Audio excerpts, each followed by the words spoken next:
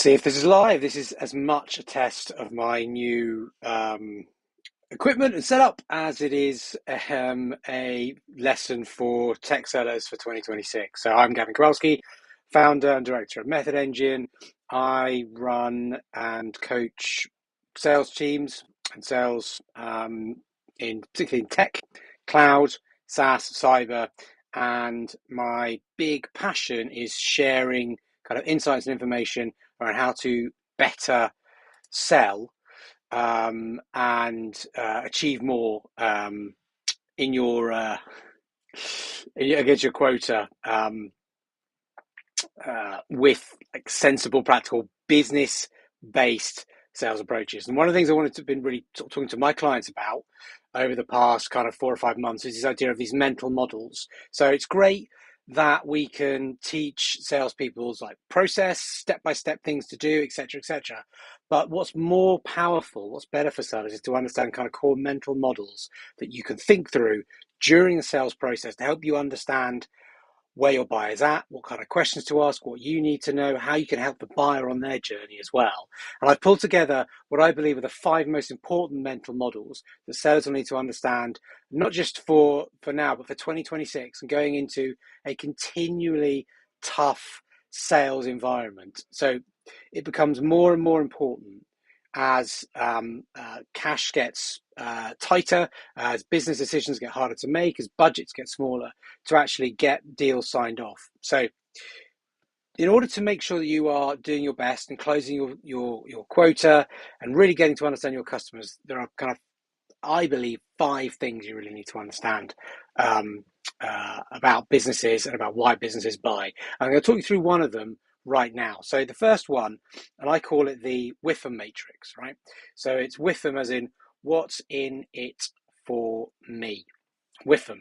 So whenever you're going on a sales journey, you need to understand what is in it for the person that I'm talking to. And this could be any different individual, different levels of seniority within an organization. Typically, when you think about hierarchy within an organization, as you move up and down that organization, as you move up and down the hierarchy, their perception of value changes. So Gartner have this kind of great illustration that I often use, and this idea that value exists in a hierarchy. So you have kind of individual contributors or users kind of at the base of the pyramid, and these are people who go out and do their job kind of every day, day in, day out. You have the managerial level, and these are people who manage teams of individual contributors and users. And then you have the kind of executive level. And the idea being, as you kind of move up or down this pyramid, what they see as value is different. So what an individual contributor might see as value in terms of, make my life easy, help me save some time, maybe help me hit my bonus.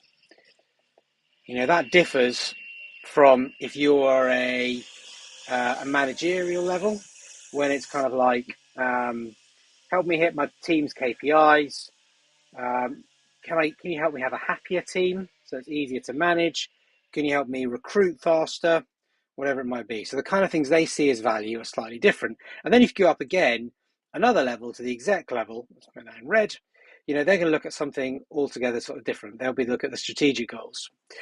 They'll be thinking, right, how do I increase enterprise value? How do I improve our top line revenue? How do I reduce our bottom line costs? How do we make sure that we're hitting everything we need to do from like an ESG perspective, for example? So they have different scopes, different lenses through which they view value.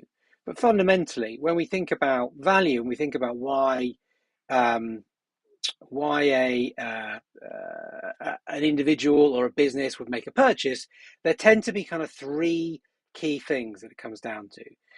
And the first kind of simple one is time. Can you save somebody time? So businesses will pay for speed. Businesses will pay to get to somewhere quicker. Businesses will pay if you can speed up the time it takes to complete a task. And this is why AI is so attractive, particularly ChatGPT and agentic AI is so attractive because it just compresses the amount of time that individuals and organizations need to spend on something. So time is one.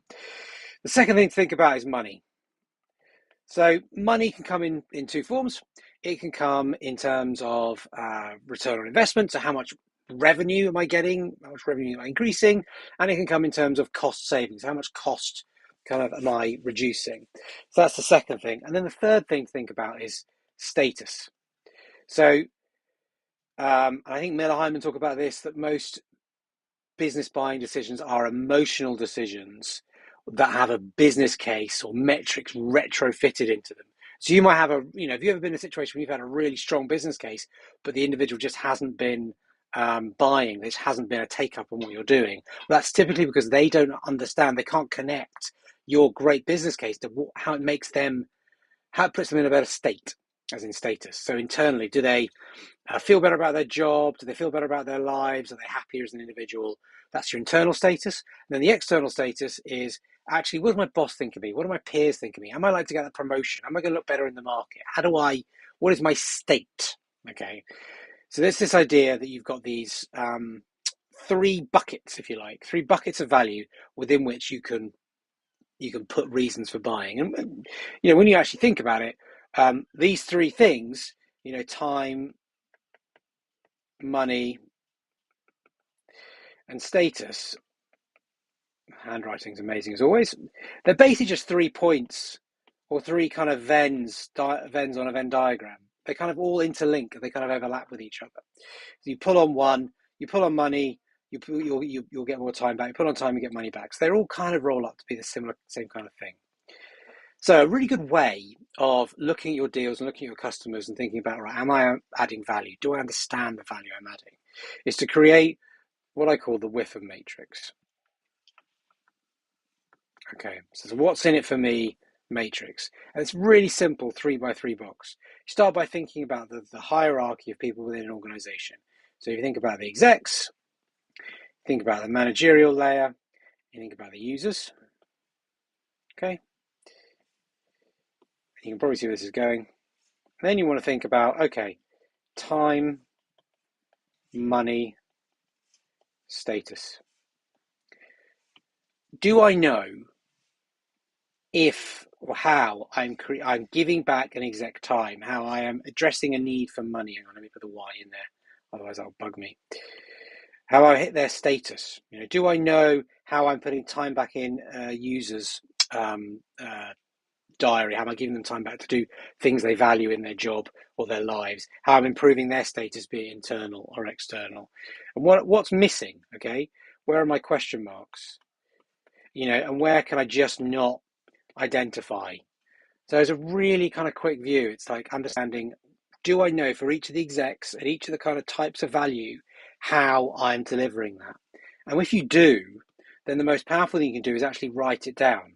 So write down, increase in revenue over, X number of years, move from, I don't know, VP to CXO potentially. And by the way, how you get some of this stuff around status, that's a whole kind of other conversation. This one could be complete task 3 times quicker, for example, whatever that might be. But the more specific you can get, and the more you can put metrics around it, the easier it is to then to actually start to articulate it and to justify it and to create some momentum around solving it. So I appreciate I've rushed through this, and it's also been a technical test as well of this new brilliant Ecamm setup, and I'm broadcasting live from my home office, which is basically a shed that I've lined. So a lot of people when they see me in this think I'm in a tent. I'm not in a tent. But if this has been of value, if you found this interesting, I've got a whole load more content on YouTube. Some of it's from last year and earlier this year, but I'm making a concerted effort now to put more out there for everybody, for all the sellers out there and first line sales leaders to understand, okay, what are the areas of my process and my approach that I can tweak, that I can enhance in order to get kind of better results, better outputs. There are 4 other models. There you go, still getting used to the camera setup. There are 4 other models that I'll be talking through over the coming weeks. If you're interested, follow me on LinkedIn, follow me on YouTube. Put your name in the comments. I'll make sure that I get you tagged in whenever I put one of these next out. But hopefully that was of use. Nice and swift, under 10 minutes. Thank you for watching. Cheers.